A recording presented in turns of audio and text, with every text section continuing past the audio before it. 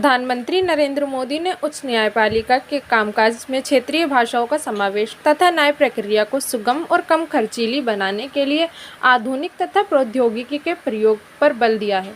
श्री मोदी ने जेलों में न्याय के इंतजार में पड़े कैदियों के मामलों पर संवेदनशील रुख अपनाए जाने पर बल देते हुए कहा कि जहां तक संभव हो विचाराधीन कैदियों के मामले में मानवीय संवेदनाओं और कानून के आधार पर प्राथमिकता से फैसले किए जाएं और संभव हो तो ऐसे कैदियों को जमानत पर छोड़ा जाए। श्री मोदी ने शनिवार को विज्ञान भवन में राज्यों के मुख्यमंत्रियों और उच्च न्यायालयों के मुख्य न्यायाधीशों के सम्मेलन के उद्घाटन सत्र को संबोधित कर रहे थे।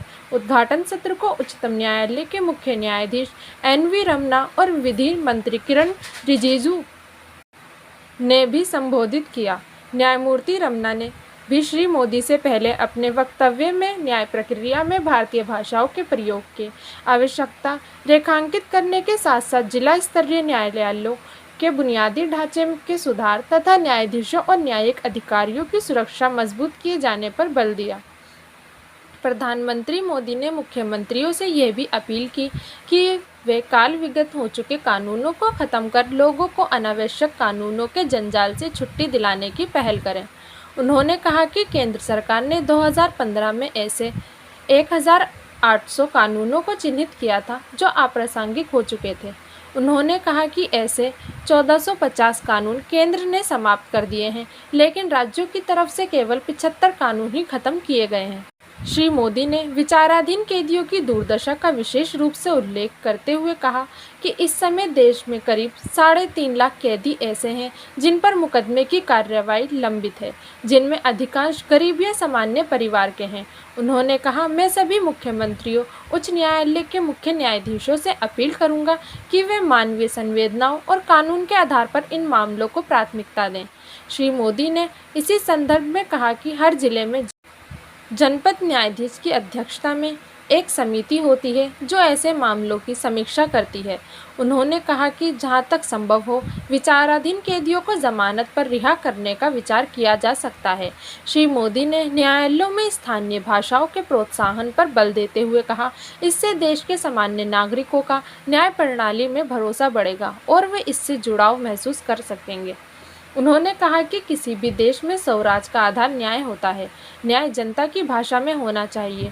उन्होंने कहा कि भाषा भी सामाजिक न्याय का मुद्दा है। उन्होंने कहा कि न्यायिक निर्णयों को भाषा के कारण ना समझ पाने की वजह से ही आम जन अदालतों की निर्णयों और शासन के आदेश में फ़र्क नहीं कर पाते। श्री मोदी ने कहा, सामाजिक न्याय के लिए न्यायपालिका के तराजू तक जाने की ज़रूरत नहीं होती। कई बार भाषा भी सामाजिक न्याय का माध्यम हो जाती है। उन्होंने कहा कि हमें खुशी है कि कई राज्यों ने तकनीकी और चिकित्सा शिक्षा को मातृभाषा में प्रदान करने की पहल की है। श्री मोदी ने न्यायपालिका में टेक्नोलॉजी के महत्व को रेखांकित करते हुए कहा, भारत सरकार भी न्याय प्रणाली में प्रौद्योगिकी के संभावनाओं को डिजिटल इंडिया मिशन का एक आवश्यक अंग मानती है। उन्होंने कहा कि ई-न्यायालय परियोजना को आज एक अभियान की तरह ही लागू किया जा रहा है।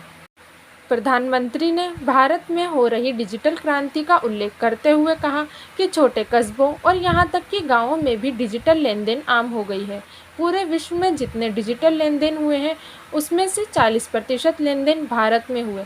उन्होंने इसी संदर्भ में कानूनी पाठ्यक्रमों में भी बदलती प्रौद्योगिकी के अनुसार नई पहल की आवश्यकता पर बल देते हुए कहा, आजकल कई देशों में विश्वविद्यालयों में blockchain, electronic discovery, cyber security, robotics, कृत्रिम मेधा और बायो एथिक्स जैसे विषय पढ़ाए जाने लगे हैं।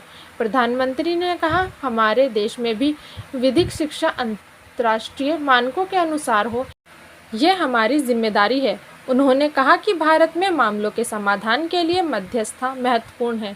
देश में मध्यस्थता के जरिए विवादों का समाधान किए जाने की पुरानी परंपरा रही है। यह न्याय की एक अलग मानवीय धारणा है और देश में यह परंपरा आज भी बनी हुई है। देश ने इन परंपराओं को खोया नहीं है, हमें इसे और मजबूत बनाने की ज़रूरत है। प्रधानमंत्री ने कहा कि मध्यस्थता के माध्यम से न्याय सस्ता और सुलभ होता है और समय से मिलता है। इससे मानवीय संबंधों की भी रक्षा होती है। श्री मोदी ने संसद में प्रस्तुत मध्यस्थ विधेयक का उल्लेख करते हुए कहा कि भारत दुनिया में मध्यस्थता का केंद्र बन सकता है। उन्होंने कहा कि आज का सम्मेलन हमारी संवैधानिक खूबसूरती का सजीव चित्रण है। हमें उम्मीद है कि मुख्यमंत्रियों और प्रधान न्यायाधीशों का ये सम्मेलन देश में प्रभावी और समयबद्ध न्याय व्यवस्था के लिए आगे का खाका प्रस्तुत करेगा। उन्होंने कहा कि सरकार न्यायालयों में न्यायाधीशों की संख्या बढ़ाने के लिए बुनियादी ढांचे में सुधार करने की कोशिश कर रही है और आईटी के इस्तेमाल की शुरुआत हो चुकी है। उन्होंने कहा भी सभी स्तर पर न्यायाधीशों की रिक्तियां पूरी करने की कोशिश चल रही है, इसमें राज्यों की बड़ी भूमिका है। प्रधानमंत्री ने कहा कि हमारे देश में न्यायपालिका की भूमिका संविधान के संरक्षक की है और विधायिकाएं जन आकांक्षाएं का प्रतिनिधित्व करती हैं। आज़ादी के अमृतकाल में हमें एक ऐसे न्याय व्यवस्था का सपना देखना चाहिए जिसमें न्याय त्वरित हो और सबके लिए हो। मुझे विश्वास है कि संविधान की इन दो धाराओं का ये संगम, ये संतुलन देश में प्रभावी और समयबद्ध न्याय व्यवस्था का भविष्य का मानचित्र तैयार करेगा। आज़ादी के पिछले 75 सालों में न्यायपालिका और कार्यपालिका दोनों की ही भूमिकाएं और दायित्व स्पष्ट किए हैं। जब भी ज़रूरी हुआ है, दोनों के संबंधों में लगातार इस तरह का विकास हुआ है कि देश को सही दिशा मिलती रहे।